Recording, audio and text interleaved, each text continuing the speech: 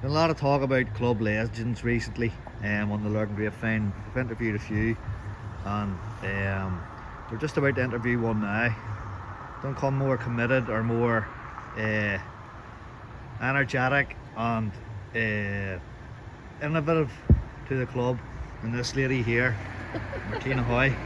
And it's brilliant to talk to you, Martina, particularly on this special week for the club.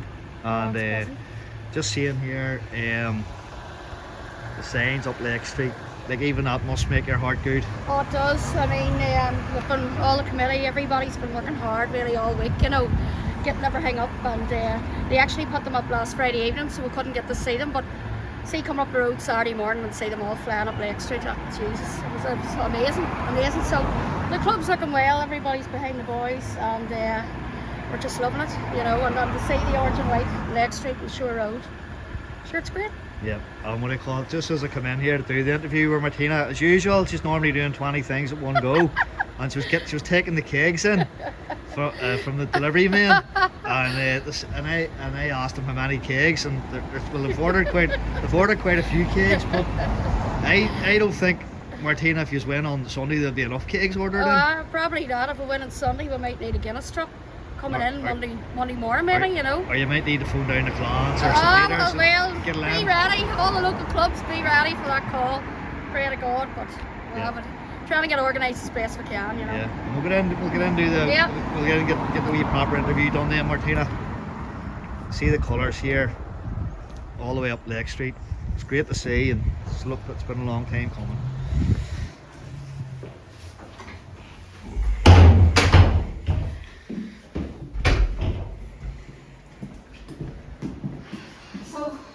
Up in here too, we're just doing everything. Yeah. Getting ready. Well, this is a gorgeous sign. Yeah. The chairman made, and we love it. So it's a great focus point in the club, it's lovely. Just behind that light and all, so. Yeah. So made you blush, sir, Martina. Talk about club legends and all that there sort of stuff, and but I go further than that there. Your mum was obviously instrumental in getting Gaelic football started in the town, which has had a knock-on domino effect, or whatever you want to call it, for ladies football in the north, not just Lurgan, not just Armagh.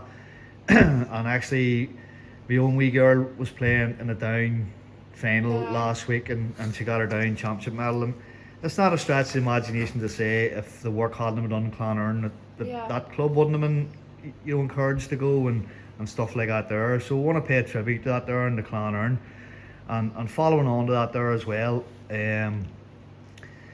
People talk about tradition, and Clann have a tradition. Clann won a championship in 1963, and they won a couple of championships before that. So there's not a kind of a monkey on their back or a Mayo thing or anything stupid like that there. They're a traditional Armagh championship winning side, and so on.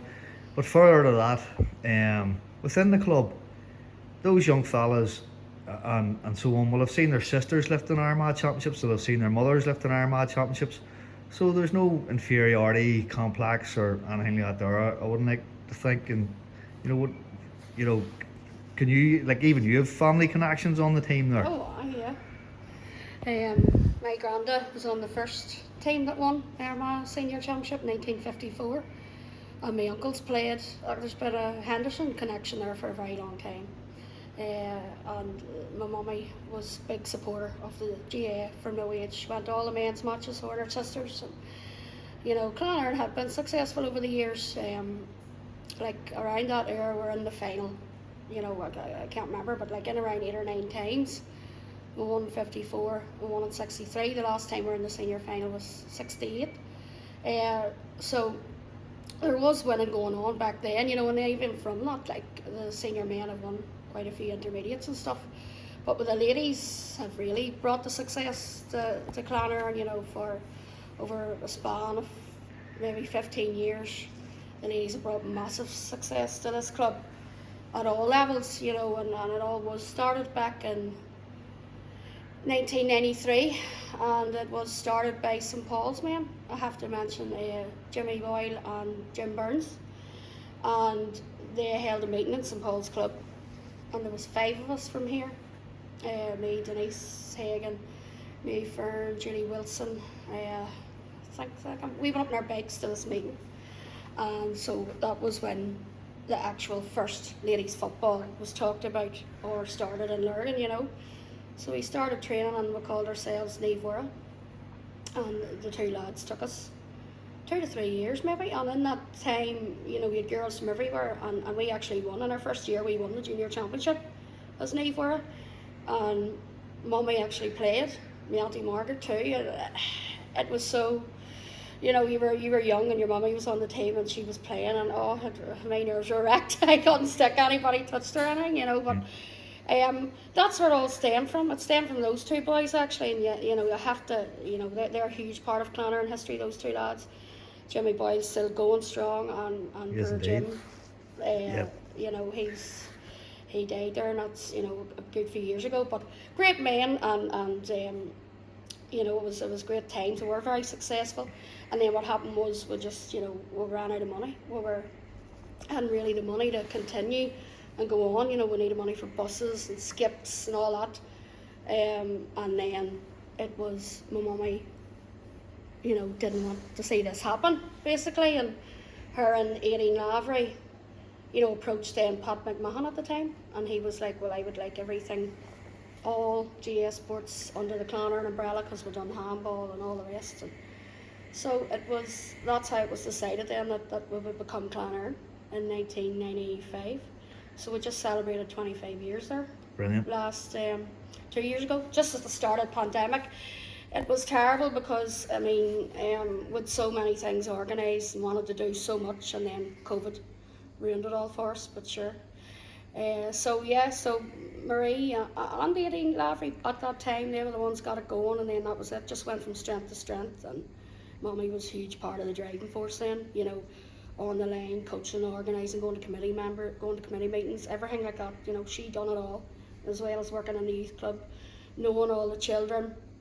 I mean, like, I remember times going to matches and, you know, would go down to people's houses and rap their doors to say, some girls were grounded, and Marie went down the door and says, we really need these for matches. I remember a load of girls. I think our mate might even have stepped out a couple of times. Yeah, big time. Everybody was brought in. Anybody that could was brought in. And then, anybody and anything that needed to be done with ladies football, she was there, you know. And then she also helped out with the county, when the county ladies, you know, she would have been very involved within the county and helping out and organising things and all the rest. I remember when Armagh county football was, you know, we weren't the greatest team, you know, but we all went and played for our county, and there was many's a time like we couldn't field. And Marie then, you know, well, Clann will field as Armagh. So, you know, she had that kind of drive in her, just to make everything better and support everything GA. She lived for this club. I mean, she had cancer for a span of 14 years, and without Clann, you know, she wouldn't have survived so long. I mean, we were living with cancer 14 years in the house, and Mum just lived in Clann, and that's the way it was. We were just brought up Clann, everything was Clann, and I suppose that's just why we've all continued to be, you know, such huge Clann people and supporting the ladies. And, you know, you kind of think to yourself, well, Mummy's not here now, you know. Our sister Roisin Bale does awful lot now. She kind of, when Mum passed away, she kind of fulfilled that role. Now she's kind of the driving force, you know. And tell me this, is that the Bell that now there's 2 twins, famous twins that got interviewed yesterday, Martina, but apparently there's 2 other famous twins, and would they be related to that lady Bell? Yes, that's Roisin Bale. Right.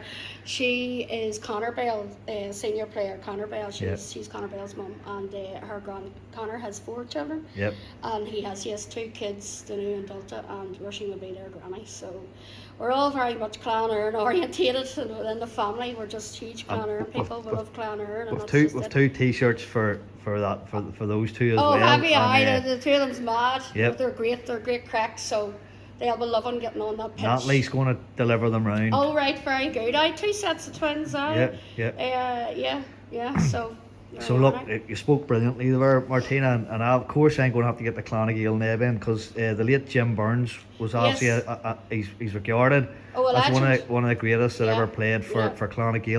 But it emphasises the point, with all club rivalries aside, and we get at each other when we're playing each other, and there's maybe nasty things said and done, but when all's said and done, all of the clubs down the years have helped each other out in various times, and that's why all of Lurgan, apart from a very small few, are behind Clann on Sunday, and really, really are.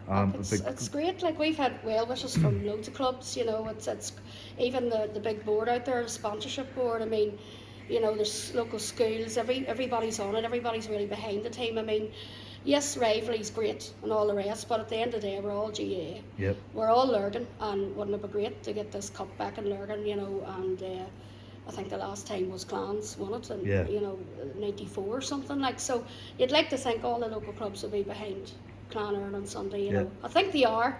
They are. It's exciting, And I interviewed the two twins then who were split across the two clubs. The two famous twins. Martin and Paul. So I've actually got an arrangement with them. Right. In terms of any resulting sponsorship or publicity that the two guys might.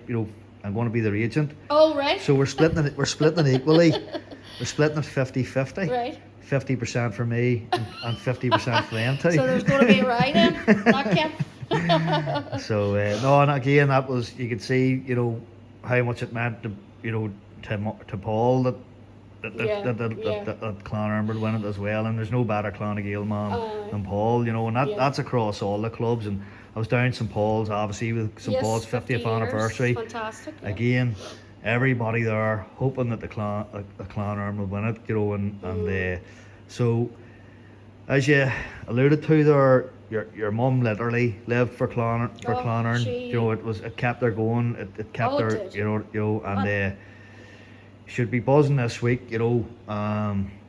She would just be so buzzing. I mean, the ladies had huge success. I mean, we won an intermediate Ulster, and at the time she wasn't too well, but she just loved it. She just loved it. That was in 2005, and we went on then. And we were beat in the All-Ireland final. And we were beat by Abbey Dorney, you called them. They were actually amalgamation. When real, in fact, they were amalgamation, and the two teams that they were amalgamated off were actually senior teams. So we actually could have really won that. They were just too strong for intermediate. They were really basically senior players. So we were beat that day, but that whole year. And then Armagh ladies went on and won the junior All-Ireland, and Mum was so sick, but she did not miss a game. She did not miss, and we actually, in Croke Park that day, the one we had to help her. We were actually in a box, and we got her down, and we helped her across the pitch. She nobody will understand how much that probably took out of her to be there that day, but she was there, and she just loved every minute of it. And loved all, and I'm so glad that she got all that success with the ladies. Yep. She passed in 2006. Yep. Age 46. You think about it, like I'm 42. It was just too young. It was awful. But remember even her funeral, and coming down Anhill Park there, and we turned into Lake Street, and the whole Lake Street was. I'm getting goosebumps even thinking about it, but. Yep.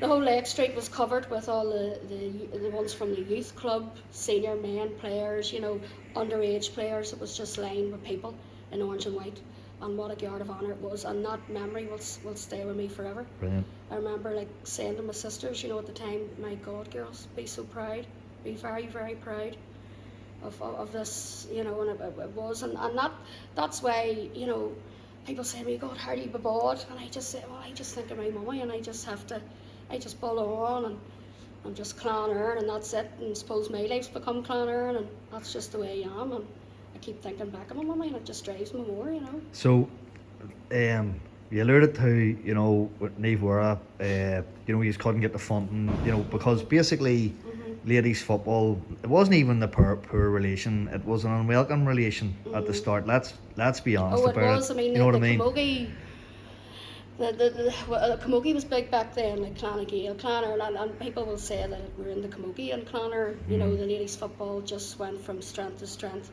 massive, massive, you know, surge at that time around the country, and we were one of the first teams in Lurgan then to start it. You know, so we were, like, I mean, it wasn't all great for us at the start. You know, we went up as Clann Eireann, we went up to Armagh, and I remember getting hammered by Armagh Harps, and you know, Cross McGlean at the time was as well. Like, I mean, we had huge hurdles to get over. They won like 4 in a row, and I remember, you know, couldn't wait to just get beaten. We struggled for the first 10 years. Yeah. And that's what, you know, like you look at the Peter ladies there, I mean, 25 years, they're waiting. You know, they started, I think they were the next team after us to start, but they waited a long time on success. And I'm really happy for them that they got it. Yep. They were beat there on Sunday in the Ulster, and Yeah. hard luck, you know, Yep. to them. But you know, bigger and better things to come from them. And I mean, the final between Armagh and Peters was outstanding game of football. So, you know, we're buzzing to see more ladies football teams. Yeah. Like if you Tones have started, Sarsfields, you know, all the local clubs now all have GA ladies football. Yeah. And you know, 20 years ago you wouldn't have seen that. Yeah. So it's great. And even now, Clann ladies were such a stronghold of success there for maybe 15 years. And yes, we won loads, and you know, it was went huge success. It's great, but we haven't been as successful the past few years. And that means that finally Armagh are, you know, there's a bit of competitiveness there, and it's great to see local teams in finals. And you know, I love to see it. It's only, you know, making the profile better for ladies football. Yeah.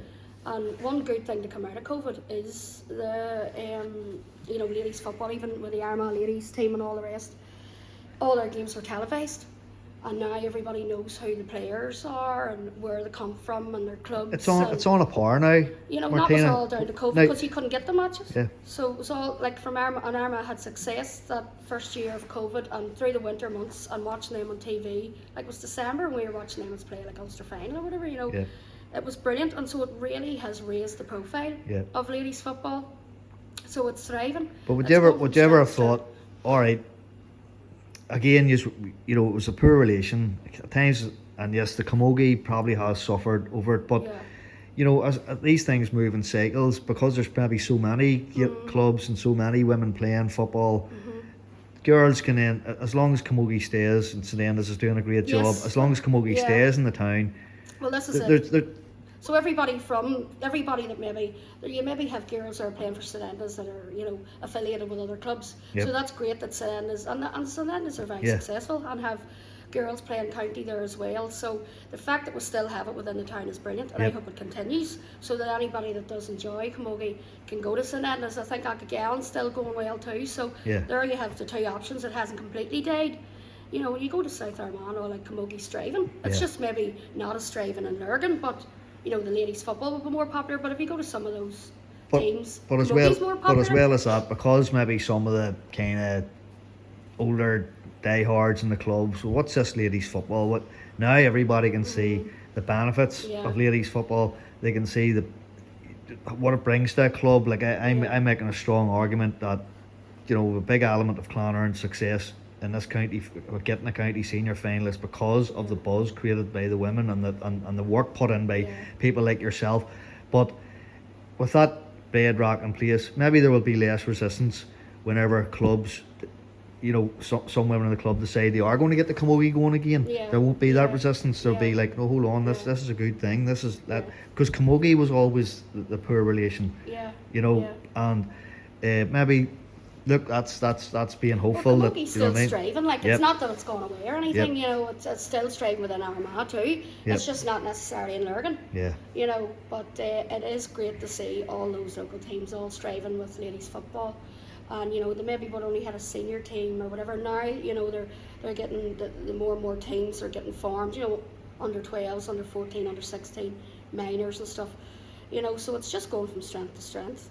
Yeah, as I say, it's like from a personal point of view, you know, I probably slightly older generation, Joe, and I had two wee girls, and I never thought I'd get to see my girl playing in a county final, because there just was. I mean, there just was no football there, and I'm telling you, it means as much to every father and every family member seeing their girl win the county championship as it does seeing their son. You know what I mean? Yeah. And maybe that attitude wasn't there in the past. You know, it took us a long time as well, even for men, like to kind of accept ladies football. You know, especially when you're first starting out, like then maybe 25 years ago, like it was maybe frowned upon. Oh, the girls are coming here, you know. But once we started to get that success, I mean, that was it. We were like, oh, the women, and our club was behind us. Every man was behind us, you know, all the way. We relished at the top there for many's a year, senior finals, you know. And I think we won the league there, like maybe like 12, 14 years in a row, you know. We went from being complete kingpins, you know, and now we have a bit of competition. It's great. It's great for ladies football. It's great for the county.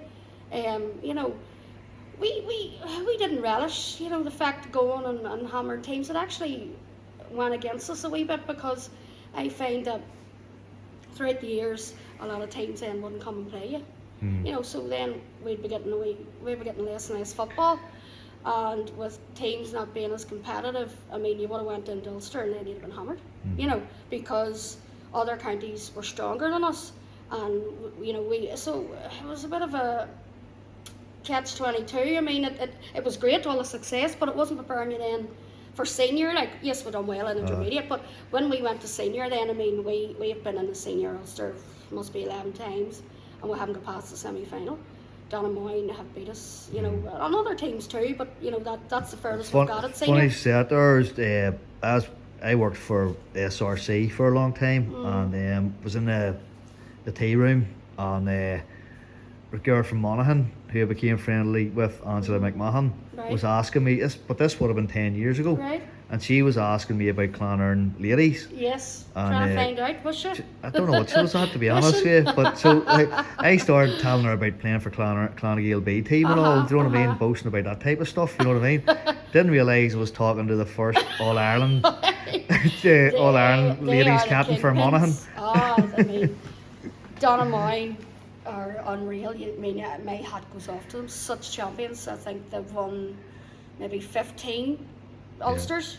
If they're on their 17th Monaghan championship. I'm not sure. I must check what Angela's club is, but she was the ladies captain for Monaghan. Yes. And you know, she lifted it. I don't think she's Donamoyne now. You know, but. You know, they were complete kingpins, and they have about 4 or 5 All Irelands. So like, but it was always good to know that, okay, you mightn't have won senior Ulster, but you were beat by the All Ireland champions, so it wasn't all bad. You know, great team. Just give a shout out to Angela anyway while I get the chance. Angela, stay away from that photocopier. The boys get no work done when you're around it, so. Right, but what I call it, no, it shows you the interest there, and you know that the Monaghan ones are going, what's going on down there? You know what I mean? Well, Donamoyne did say they always feared us. We always did give them a really tough game, like, but they always just knew how to finish a game, and that's the difference. That wee bit smarter, and I just think that's kind of the way the game's going now. You know, especially ladies, everything's getting very tactical and very, you know, you just have to be one step ahead now, I think. But for like what you said about COVID, you know, that's when people started waking up the ladies football, because the men's football had got so negative. It was hard to watch. It really was hard to watch, and it was like, flip, this is the way it should be. This is the way it should be played. This is, you know, and as you mentioned, the knockout, you know, was better. You know, but just the way it was played. Yeah. You know, it was like Armagh went from strength to strength there too. I mean, they have a great team. I mean, you know, some really talented players are like, then you look at Amy Mackin, who got Player of the Year, you know, unreal player. Unreal, and her, you know, and her sister Blanet too, you know, they're all some very good players. We have 4 or 5 at the county too, and then we have Clodagh McCambridge, who the first All-Star, now the first All-Star to bring to this club. To bring to Lurgan, you know, a great girl and a great player, great leader, you know, great role model for young girls as well, I have to say. Well, look, Martina, so as I said there, you yourself and your mummy, obviously, you aren't just sort of rooted into the history and tradition of Clann. You want to say Clann Gaeler? Clann ladies football. Not just. But the Clans, I didn't mention the Clans. Don't worry about the Clans. They have a great ladies We're coming team. after you. Oh right, right, okay. No, it's what they call not just rooted in the history of this club, not just rooted in the history of Armagh. What you have done is historical work for ladies football, but further than that, the whole attitude within the Gaelic, the whole, like, ladies used to, they were the ones that made the tea and sandwiches. That was about it. And now it's people like yourself that is at the forefront of clubs, chairwomen of the clubs, you know, and that's actually Roisin Baylor, who's mentioned, who has, you know, my auntie, who's took over Mummy's role. She's actually vice chair, so she's the first lady vice chair within the club. So it's great to see her at the helm too. You know, you're saying there about making sandwiches. We do everything in this club. Oh no, we still play do. football, we make sandwiches, we organise everything all that there, in this club, and we love it. But to the forefront, women are now to the forefront of the big clubs. Time, especially in this club. And that's again because a side product, if you want to say it, of the ladies football. Yeah. Ladies football stands on its own, on a par with the men.